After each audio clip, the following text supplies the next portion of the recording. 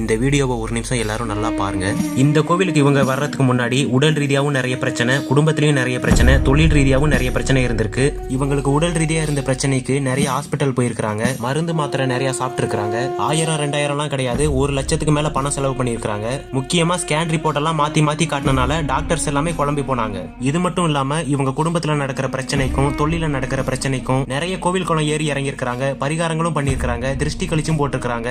ஆனாலும் இவங்களுக்கு முழுமையா குணமடையல. உங்களை பிடிக்காதவரோ வேண்டாதவரோ எதிரியோ சொந்த பந்தமோ யாரா இருந்தாலும் சரி, இந்த செய்வன் என்ற மோசமான விஷயத்தை உங்க குடும்பத்துக்கு ஏவி விட்டாங்கன்னா நீங்க எவ்வளவு பணம் கொடுத்தாலும் சரியாகாது, எந்த மாத்திரை மருந்து போட்டாலும் கேட்காது. கிட்டத்தட்ட 25 வருஷமா இந்த கோவில்ல செய்வனையால பாதிக்கப்பட்டு வர்றவங்களை காப்பாத்தி கொடுக்கறனால தான் இந்த கோவில்ல தெய்வ சக்தி கூட கூட அமாவாசை அன்னைக்கு மக்கள் கூட்டம் திரண்டு போறாங்க. நல்லா மைண்ட்ல வச்சுக்கோங்க. எந்த ஒரு விளம்பர நோக்கத்துக்காகவும் நாங்க இந்த கோயிலை பத்தி உங்ககிட்ட சொல்லல. இது முழுக்க முழுக்க நடக்கிற உண்மை சம்பவம் மட்டுமே. இந்த சூளையதம்மன் ஆலயத்தோட அட்ரஸ் எல்லாம் உங்களுக்கு வேணும்னா ஸ்கிரீன்ல